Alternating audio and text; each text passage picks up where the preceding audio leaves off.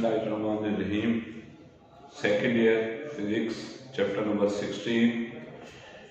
इस चैप्टर का सबसे इम्पोर्टेंट लॉन्ग चैप्टर है, long question series resonance circuit. इसमें तीनों एलिमेंट्स रजिस्टर, इंडक्टर और कैपेसिटर तीनों सीरीज में एक अल्टरनेटिंग सोर्स के साथ अटैच किए हैं और अब हमने सर्किट का बिहेवियर चेक करना है, वही आई और बी इन फेज वगैरह जो पहले पढ़ चुके थे उसी को ही। लेकिन अब एक नई चीज ये आएगी कि ये जो अल्टरनेटिंग सोर्स अटैच किया है ये वेरिएबल फ्रीक्वेंसी का है। हमने एक्चुअली इस सर्किट में, इस आर्टिकल में फ्रीक्वेंसी बिहेवियर चेक करना होता है। इस सोर्स की, इस अल्टरनेटिव सोर्स की फ्रीक्वेंसी हम चेंज कर सकते हैं बिल्कुल उसी तरह जैसे हमारे घरों में जो फैन होता है उस फैन की स्पीड को भी हम चेंज कर रहे होते हैं रेगुलेटर वगैरह से। तो इसलिए दोबारा सुन लें कि हमने यहाँ पर फ्रीक्वेंसी बिहेवियर ऑब्जर्व करना है, उसके लिए हमने अल्टरनेटिंग सोर्स जो लगाया है ये वेरिएबल फ्रीक्वेंसी का लगाया है। ये पहली बात जो क्लियर हो गई। उसके बाद फिर ये सारी चीजें, वायर जिसका कांस्टेंट R, इंडक्टर जिसका कांस्टेंट L, कैपेसिटर जिसका कांस्टेंट C, ये तीनों एक अल्टरनेटिंग वेरिएबल फ्रीक्वेंसी सोर्स जिसका पोटेंशियल V के साथ कनेक्टेड है। इस सोर्स की वजह से, कनेक्टेड होने की वजह से सोर्स हमें करंट प्रोवाइड कर रहा है। I वायर का करंट IR, इंडक्टर का करंट IL और कैपेसिटिव करंट IC। फिर वायर में जो पोटेंशियल ड्रॉप होगा VR, इंडक्टर का पोटेंशियल VL और कैपेसिटर का पोटेंशियल VC। उसके बाद फिर पहले तो वही बात कि सीरीज में होने की वजह से करंट सेम होगा या पोटेंशियल, ऑब्वियसली करंट सेम होगा। तो इसलिए फिर हम लिख सकते हैं कि टोटल यानी जो सोर्स करंट होगा वही इक्वल होगा IR के, वही इक्वल होगा IL के और वही इक्वल होगा IC के। लेकिन पोटेंशियल डिफरेंट।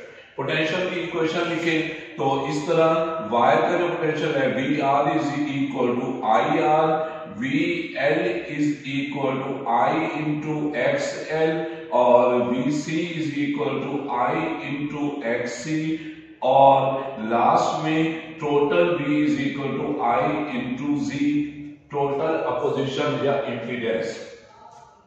फिर साथ ही हमें XL और XC का भी पता है। XL इज इक्वल टू होता है ओमेगा L या 2 पाई FL और XC इक्वल होता है 1 ओवर 2 पाई FC। ये हमने फ्रीक्वेंसी बिहेवियर देखना था, इसलिए हमने XL और XC की इक्वेशन भी लिख ली। साथ ही यहां पर एक ऑब्जेक्टिव भी देख लें कि ये जो अल्टरनेटिंग क्वांटिटीज हैं इनमें से कौन सी quantity frequency of the source पे डिपेंड नहीं करती। देखिए है कौन कौन सी quantities, current, potential, R, XL, XC और Z। इनमें से कौन कौन सी क्वांटिटी या कोई एक क्वांटिटी जो फ्रीक्वेंसी ऑफ द सोर्स पे डिपेंड नहीं करती, उसके लिए आप टिक करेंगे R को कि R इनमें सिर्फ ऐसी फिजिकल क्वांटिटी है जो फ्रीक्वेंसी ऑफ द सोर्स पे डिपेंड नहीं करती, बाकी सारी डिपेंड करती हैं। तो इस तरह ये अब ऑब्जेक्टिव एक छोटा सा, फिर अब दोबारा वो इन फेज और आउट ऑफ फेज के लिए वेक्टर रिप्रेजेंटेशन करने, फिर अब दोबारा फिर इसको समझते हैं। हाँ जी, करंट सेम होने की वजह से इसी करंट को हम रेफरेंस एक्सिस या along the x axis draw करेंगे, करंट के फेजर को, करंट के वेक्टर को। तो ये हमने ड्रा कर दिया करंट का फेजर।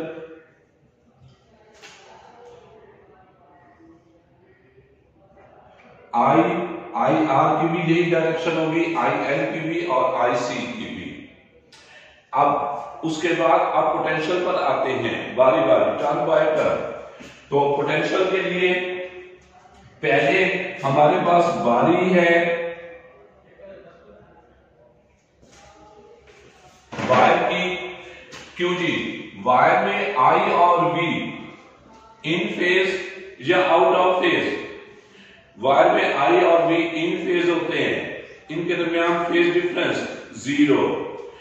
तो फिर जब फेज डिफरेंस 0 है, इन फेज है, तो जिस डायरेक्शन में आई आर उसे आई है, उसी डायरेक्शन में वी आर। तो आई की डायरेक्शन में ही हम ये बनाने जा रहे हैं वी आर, और फिर वही बात जैसे पहले हमने की थी कि यहां पर हमने वोल्टेज इनके साथ आर एन वगैरह लिखा है, लेकिन करंट के साथ क्यों नहीं लिखा? क्योंकि करंट सेम है मैग्नीट्यूड के लिहाज से भी और डायरेक्शन के लिहाज से भी, इसलिए नहीं लिखा। तो इसका फिर मतलब ये हुआ कि वी आर की वैल्यू डिपेंड करेगी आर पर, इसी तरह वी एल की एक्स एल पर, वी सी की एक्स सी पर और वी की जी पर। तो वी आर की जो डायरेक्शन है यही डायरेक्शन होगी आर की रजिस्टर की। उसके बाद अब आ जाते हैं इंडक्टर पर, इंडक्टर की बारी। क्यों जी, इंडक्टर में आई और वी इन फेज या out of phase? Out of phase होते हैं। वोल्टेज लीड करता है और करंट लैग करता है। तो इंडक्टर में वोल्टेज लीड कर रहा है और करंट लैग कर रहा है। करंट हम ड्रा कर चुके हैं, अब हमें वोल्टेज को ड्रा करना है। तो उसके लिए वोल्टेज को ड्रा करने के लिए पहले तो बताएं वोल्टेज लीड कर रहा है या लैग कर रहा है? इंडक्टर में, इंडक्टर में वोल्टेज लीड करता है कितने एंगल पर? π/2 पर। तो वोल्टेज जब लीड कर रहा है π/2 पर, तो किधर ड्रा करें? अपवर्ड या डाउनवर्ड? अपवर्ड ड्रा करना पड़ेगा। तो इस तरह ये voltage VL, inductive voltage VL जो अपवर्ड और 90 के एंगल पर, ये आ गया VL, और ख्याल रहे इसी डायरेक्शन में XL। ये बात हो गई। उसके बाद फिर कैपेसिटर की बारी। कैपेसिटर में भी आई और वी आउट ऑफ फेज होते हैं, लेकिन अब करंट लीड कर रहा होता है और वोल्टेज लैग कर रहा होता है बाय द फेज π/2। तो जब वोल्टेज लैग कर रहा है तो डाउनवर्ड ड्रा करेंगे, ये डाउनवर्ड आ गया वोल्टेज VC और इसी डायरेक्शन में XC। ये वेक्टर रिप्रेजेंटेशन हो गए। अब फ्रीक्वेंसी बिहेवियर देख ले। पहले अगर जब हम सोर्स की फ्रीक्वेंसी, इस अल्टरनेटिंग सोर्स की फ्रीक्वेंसी बहुत कम कर देंगे, तो आपको जैसे नजर आ रहा होगा, अगर पहले लिखते चले गए कि at very very low frequency. क्यों जी, जब फ्रीक्वेंसी लो होगी तो फ्रीक्वेंसी लो होने की वजह से XL की वैल्यू कम हो जाएगी, और जब XL की वैल्यू कम तो VL की वैल्यू भी कम। तो इस तरह XL और VL की वैल्यू, यानी ऊपर वाला ये जो वेक्टर है इसकी वैल्यू बहुत ज्यादा कम हो जाएगी, और लो फ्रीक्वेंसी पर ही XC इनवर्सली है, XC की वैल्यू बढ़ गई। जब XC की वैल्यू बढ़ गई तो VC की वैल्यू भी बढ़ गई। तो इस तरह VC की और XC की वैल्यू ज्यादा होगी लो फ्रीक्वेंसी पर, और इसकी वैल्यू कम होगी। तो जब इसकी वैल्यू कम हो गई तो हम इसको निग्लेक्ट कर सकते हैं, और जब ये निग्लेक्ट हो गया तो बाकी सिर्फ क्या बच गया? रेजिस्टेंस और XC बच गया। तो इसलिए फिर हम कहेंगे कि अब सर्किट बिहेव कर रहा है as an RC circuit. Now the circuit will behave as a RC circuit. कब? At low frequency. क्यों? क्योंकि लो फ्रीक्वेंसी पर XL और VL की वैल्यू कम, XC और VC की वैल्यू ज्यादा, ये डोमिनेट करेगा। इन दोनों का रिजल्टेंट अपवर्ड नहीं बनेगा, डाउनवर्ड बनेगा, इन दोनों का रिजल्टेंट। और जब ये रिजल्टेंट डाउनवर्ड यानी लैग करेगा, तो फिर ये RC सर्किट होगा। यही हम लिख भी लेते हैं कि at very very low frequency XC is very very greater than XL, so VC is also very very greater than VL. Hence now the circuit behave as a RC circuit, जो हम पढ़ चुके थे, जिसमें वोल्टेज लैग करता था और current lead करता था। तो इन दोनों का रिजल्टेंट हमें उसी तरह बनाना होगा जैसे पहले हमने किया था। ये आ गया लो फ्रीक्वेंसी पर। अब अगर हम इस सोर्स की फ्रीक्वेंसी बहुत ज्यादा कर दें तो सोर्स की फ्रीक्वेंसी ज्यादा करने की वजह से XL की वैल्यू बढ़ गई, VL की वैल्यू भी बढ़ गई, और साथ ही फ्रीक्वेंसी ज्यादा करने की वजह से XC की वैल्यू कम, XC की वैल्यू कम तो VC की वैल्यू भी कम हो गई। तो फिर हम अब क्या लिखेंगे? अब हम इस तरह लिखेंगे कि at very very low very very high frequency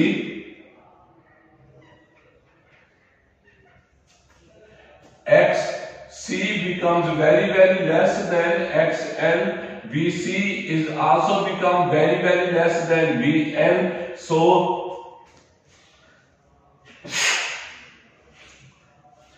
now the circuit behave as a RL circuit.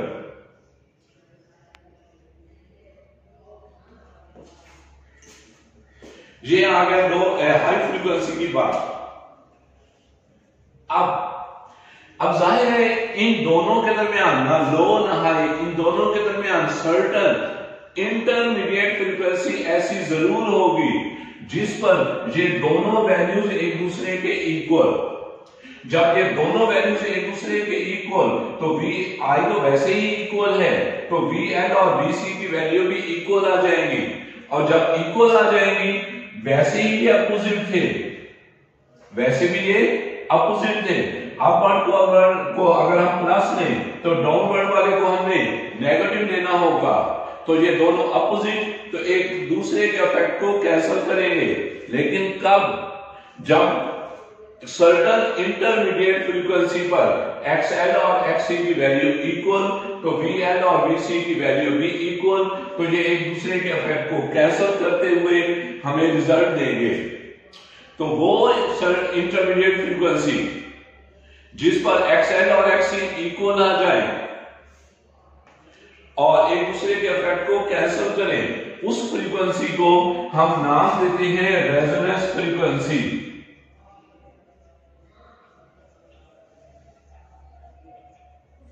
और उस वक्त सर्किट कहलाएगा सीरीज रेजोनेंस सर्किट।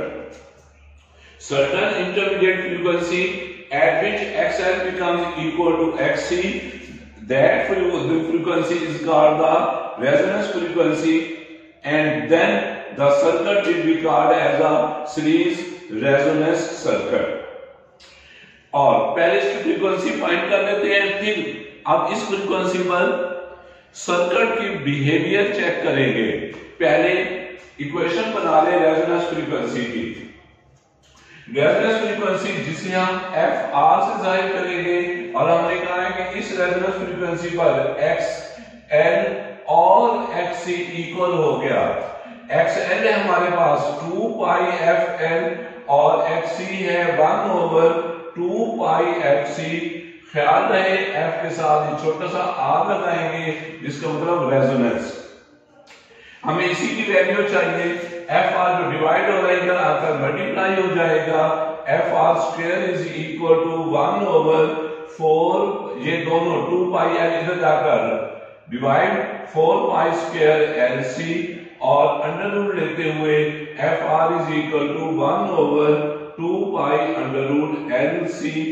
और इस तरह ये रेजोनेंस फ्रीक्वेंसी जो नजर आ रहा है सर्किट इंडक्टर की इंडक्टेंस पर और कैपेसिटर की कैपेसिटेंस पर डिपेंड कर रहा है, कांस्टेंट टर्म पर डिपेंड कर रहा है।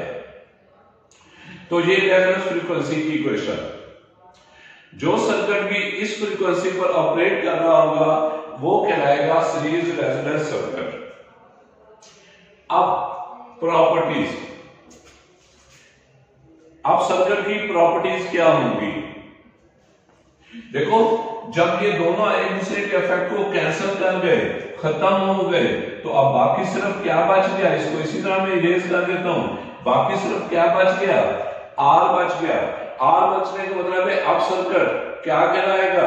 अब ये रेजिस्टिव सर्किट कहलाएगा।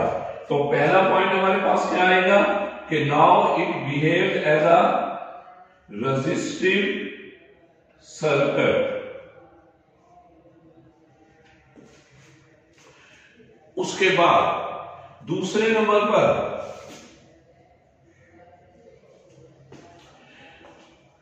अब टोटल जो वोल्टेज थी उसको भी देख लें कि ये जो वोल्टेज बी थी, जाहिर है इन तीनों का सम, और सम हमने हेड टू टेल रूल के मुताबिक करना होता है। रफ इक्वेशन में अगर आपको लिखकर बता दूं, ये रफ इक्वेशन है सिर्फ और सिर्फ आप लोगों को समझाने के लिए, B R plus B N plus B C. लेकिन चूंकि ये दोनों एक दूसरे के अपोजिट हैं, तो इसके साथ हम माइनस अटैच कर देते हैं, एक प्लस और दूसरा माइनस। अब हम कह चुके हैं कि रेजोनेंस फ्रीक्वेंसी पर ये दोनों इक्वल होंगे, तो जब ये इक्वल हो गए तो एक दूसरे के इफेक्ट को कैंसिल करते हुए अब सोर्स पोटेंशियल V इक्वल हो जाएगा वी आर के, कि यानी सोर्स जो पोटेंशियल प्रोवाइड कर रहा होगा वो रेजिस्टिव पोटेंशियल, और इस तरह ये V R is equal to V. क्यों जी, क्या नजर आ रहा है कि इस रेजोनेंस फ्रीक्वेंसी पर आई और वी क्या हो गए? एक दूसरे के इन फेज हो गए, और जब इन फेज हो गए तो फेज डिफरेंस,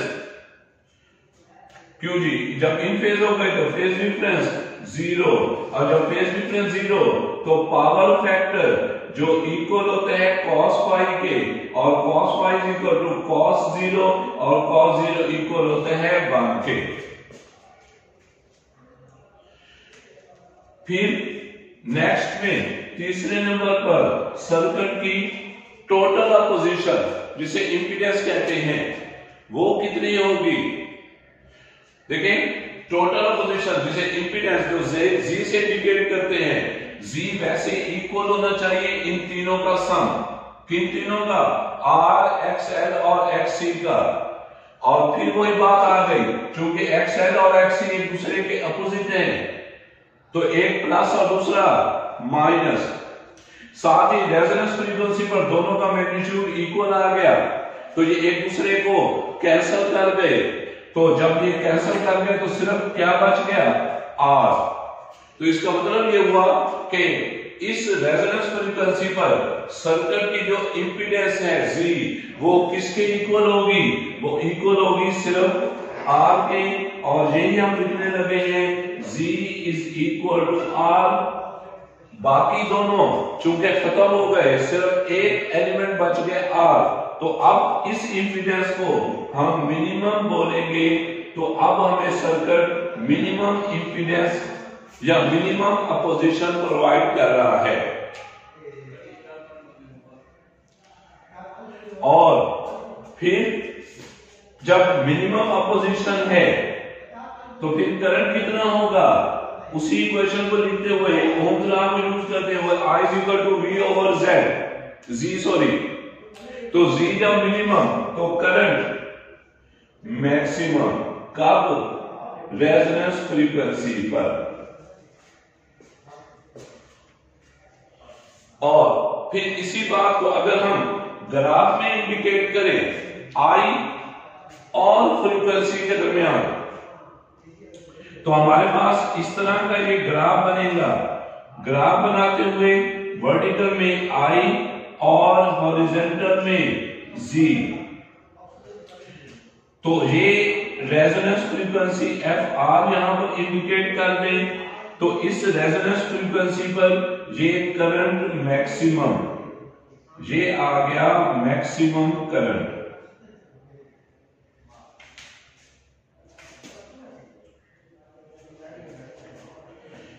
क्यों?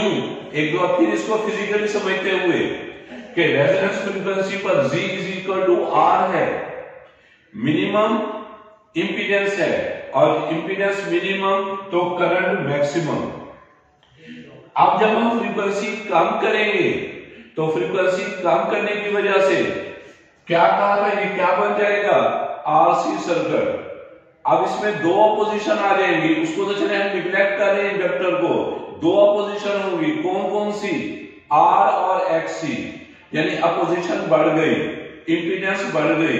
और जब अपोजिशन या इंपीडेंस बढ़ गई तो करंट कम हो गया, ये करंट कम होगा।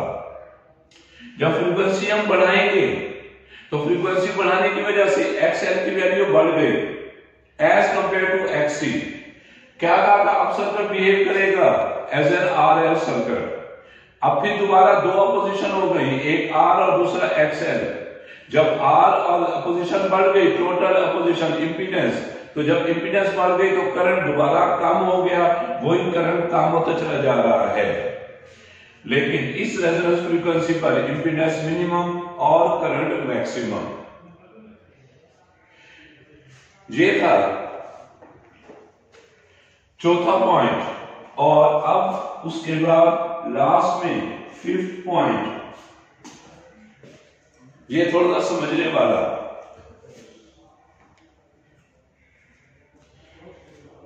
देखें,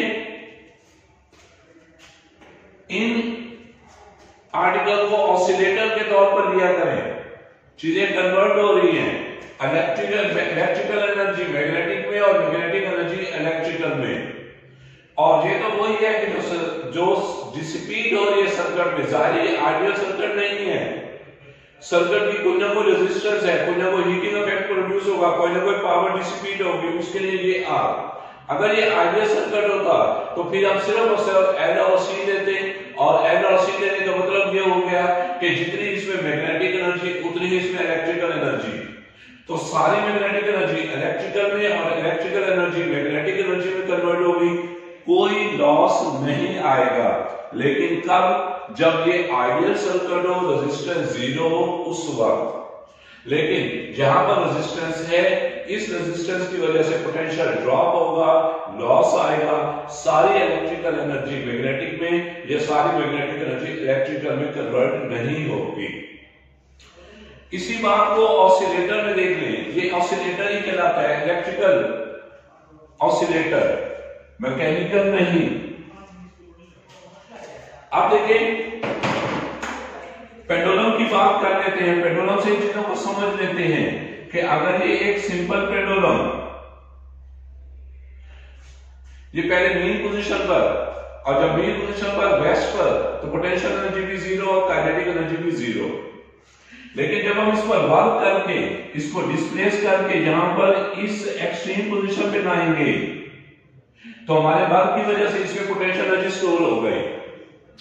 अब जब यहां पर आकर इसको रिलीज कर देंगे तो ये ऑसिलेशन शुरू कर देगा, टू एंड फ्रो मोशन।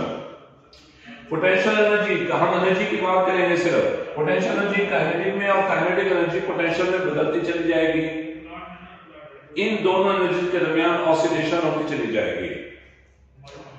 अगर ये आइडियल हुआ तो फिर क्या होगा, फिर सारी पोटेंशियल एनर्जी काइनेटिक में और काइनेटिक एनर्जी पोटेंशियल में, ये इनफाइनाइट टाइम के लिए ऑसिलेट करता चला जाएगा।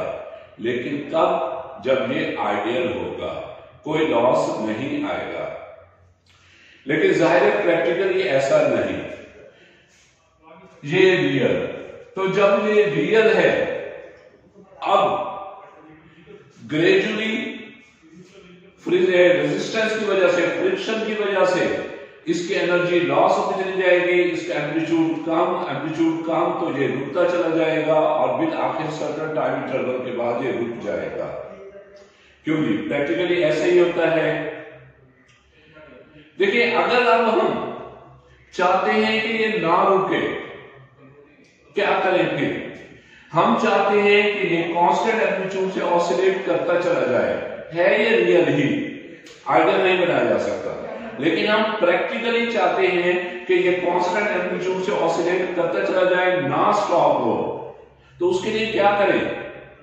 उसके लिए फिर हम यहां पर इस पर बल या फोर्स अप्लाई कर सकते हैं कि जैसे ही ऑसिलेट करता हुआ आए, जितना इसमें लॉस हो रहा उतने ही वर्क करें, ज्यादा नहीं कम भी नहीं, उतना ही वर्क करें और उस वर्क की वजह से वो जो लॉस है वो ओवरकम होता चला जाएगा।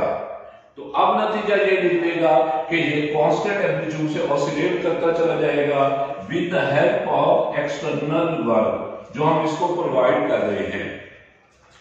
क्यों जी, ऐसे ही है बिल्कुल। तो इस तरह अब फिर मैं कह रहा हूं ये आइडियल नहीं, अगर ये अच्छा ऑसिलेटर, अच्छे का लफ्ज यूज कर रहा हूं, आइडियल का नहीं, अगर ये अच्छा ऑसिलेटर है तो ऑब्वियसली लॉस कम आ रहा होगा। जब लॉस कम आ रहा है तो हमें वर्क भी कम करना पड़ेगा। किस पर्पस के लिए? इसको कांस्टेंट एम्पलीट्यूड से ऑसिलेट कराने के लिए। लेकिन अगर ये अच्छा ऑसिलेटर नहीं है,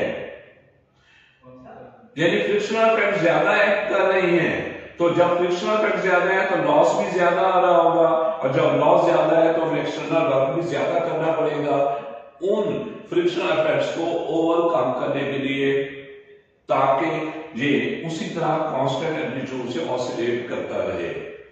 तो वर्क तो हमें करना ही है।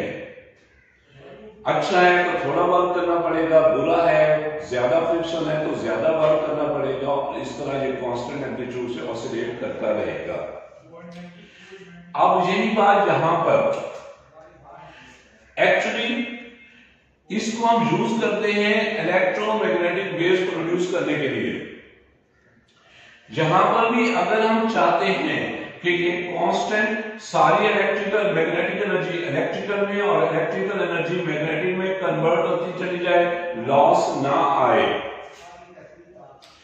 अगर हम इस तरह करें कि ये कैपेसिटर, इसको हमने एनर्जी दे दी बैटरी कनेक्ट करते हुए, मैक्सिमम एनर्जी देकर फिर हमने इसको अटैच कर दिया एक इंडक्टर के साथ, तो करंट का फ्लो शुरू हो जाएगा और इस तरह इलेक्ट्रिकल एनर्जी मैग्नेटिक में और मैग्नेटिक एनर्जी इलेक्ट्रिकल में कन्वर्ट होती चली जाएगी। ऑसिलेशन हो रही है जैसे यहां पर पोटेंशियल एनर्जी काइनेटिक में। फिर वही बात, अगर ये आइडियल है तो फिर कुछ ना कुछ कोई लॉस नहीं आएगा, सारी मैग्नेटिक एनर्जी इलेक्ट्रिकल में और इलेक्ट्रिकल एनर्जी मैग्नेटिक में। लेकिन अगर ये रियल है, रियल का मतलब है सर्किट की कुछ ना कुछ रेजिस्टेंस है, तो फिर जाहिर है यहां पर कुछ लॉस होगी, तो सारी मैग्नेटिक एनर्जी इलेक्ट्रिकल में या इलेक्ट्रिकल एनर्जी मैग्नेटिक में कन्वर्ट नहीं होगी, ग्रेजुअली लॉस आता चला जाएगा, और लॉस आने की वजह से फिर आखिर ये कुछ देर के बाद सिस्टम खत्म हो जाएगा। तो अब फिर वही बात, हम अगर चाहते हैं कि ये सिस्टम ना रुके, ऑसिलेशन होती रहे, वेव्स हमें मिलती रहे, तो फिर हमें क्या करना पड़ेगा? हमें एक अल्टरनेटिंग सोर्स अटैच करना पड़ेगा उतनी ही फ्रीक्वेंसी का जितनी फ्रीक्वेंसी से इन दोनों में ऑसिलेशन हो रही है, और वो लिख चुके हैं F=1/2 π√LC। जितनी फ्रीक्वेंसी से ऑसिलेशन हो रही है उतनी ही फ्रीक्वेंसी, जिसको रेजोनेंस फ्रीक्वेंसी कहा है, जो फर्स्ट ईयर के 7th चैप्टर में कहा था, तो इस तरह उतनी फ्रीक्वेंसी का सोर्स लगाएंगे। अब इस सोर्स का काम क्या हुआ? ये कॉन्सेप्चुअली सारी बातें, क्या काम हुआ इस सोर्स का कि जो लॉस आ रहा है, क्यों आ रहा है? रेजिस्टेंस की वजह से वही लॉस प्रोवाइड होता चला जाए। और देखो वही कुछ यहां पर हमें हासिल हुआ था। सोर्स जो पोटेंशियल दे रहा है, कहा था ये दोनों कैंसिल हो गए, तो सोर्स जो पोटेंशियल दे रहा है वो किसके इक्वल? VR। VR का मतलब क्या है? ये वो पोटेंशियल है जो वायर में रेजिस्टेंस में ड्रॉप हो रहा है, और वही पोटेंशियल जितना भी ड्रॉप हो रहा है, 4, 5, 7, 10, 15, 24, जितना भी पोटेंशियल ड्रॉप हो रहा है, वही पोटेंशियल सोर्स प्रोवाइड करेगा, ताकि हमारा ऑसिलेटर कांस्टेंट एम्पलीट्यूड से ऑसिलेट करता चला जाए। तो सोर्स जो पोटेंशियल प्रोवाइड कर रहा है वो कितना कर रहा है? जो लॉस हो रहा है वही सोर्स पोटेंशियल प्रोवाइड कर रहा है, इसलिए ये V=VR आया है। ये बात समझ आ गई? अब एक्चुअली ये जो प्रॉपर्टी में आखिरी पॉइंट है वही आपको कंसेप्चुअली समझाने के लिए सारी डिटेल आपको बता रहा हूं।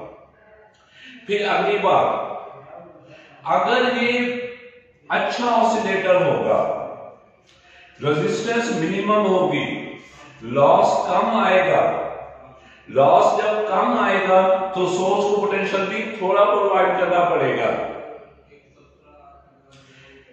देखें, सपोज शुरू में जो रेस्ट पर था, मैंने इस पर वर्क करके 10 जॉल का वर्क करके इसको डिस्प्लेस करके यहां पर लाया, तो मेरे वर्क की वजह से इसमें पोटेंशियल एनर्जी कितनी आ गई? 10 जॉल। और वही पोटेंशियल एनर्जी काइनेटिक में कितनी, काइनेटिक एनर्जी में 10 जॉल में कन्वर्ट हो गई। अगर ये इसमें रेजिस्टेंस है, रियल है, तो सारी पोटेंशियल एनर्जी काइनेटिक एनर्जी में कन्वर्ट नहीं होगी। कितनी हो गई? सपोज 9 जॉल। और यही काइनेटिक एनर्जी जब इधर पहुंचेगी तो अब पोटेंशियल एनर्जी 1 जॉल का फिर लॉस आ गया। टोटल लॉस कितना आया? 2 जॉल का। तो वर्क भी कितना करना पड़ेगा? 2 जॉल का वर्क करना पड़ेगा, ताकि दोबारा कितनी हो जाए एनर्जी? वो 10 हो जाए। तो अब देखो, ये अच्छा ऑसिलेटर था, लॉस कम आ रहा था तो हमें वर्क भी कम करना पड़ा है। लेकिन जो हमने शुरू में पोटेंशियल एनर्जी या काइनेटिक एनर्जी दी थी उसकी वैल्यू ज्यादा है। जहां पर भी यही बात कर रहे हैं, अगर ये अच्छा ऑसिलेटर होगा तो पोटेंशियल थोड़ा देना पड़ेगा सोर्स को, या ज्यादा देना पड़ेगा? थोड़ा। V कम होगा किसके मुकाबले में? VL और VC के मुकाबले में। और यही है आखिरी पॉइंट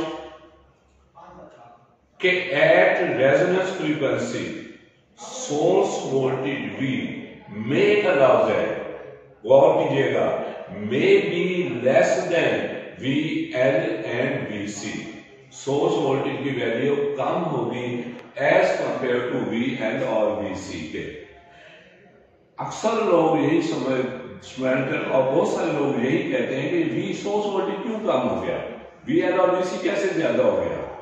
तो सोर्स वोल्टेज एक्चुअली वो वोल्टेज है जो लॉस की वजह से सोर्स प्रोवाइड कर रहा है। अगर ये अच्छा ऑसिलेटर है तो लॉस कम आ रहा होगा, सोर्स को भी थोड़ी वोल्टेज देनी पड़ेगी और इसलिए V की वैल्यू कम होगी एज कंपेयर टू ये जो हम एनर्जी पहले स्टोर करा चुके थे उसके मुकाबले में। VL और VC पहले हम दे चुके हैं शुरू में ही, उसकी वजह से VL और VC की वैल्यू ज्यादा होगी, हो सकती है एज कंपेयर टू V के। लेकिन अगर ये बुरा ऑसिलेटर है, लॉस ज्यादा, तो फिर V की वैल्यू ज्यादा हमें पोटेंशियल देना पड़ेगा लॉस को ओवरकम करने के लिए। ये था आखिरी पॉइंट, कंसेप्चुअली से समझाना होता है। उम्मीद है आप क्लियर हो गया होगा। ये हमारा लेक्चर कंप्लीट, बाकी इंशाल्लाह फिर। अल्लाह हाफिज।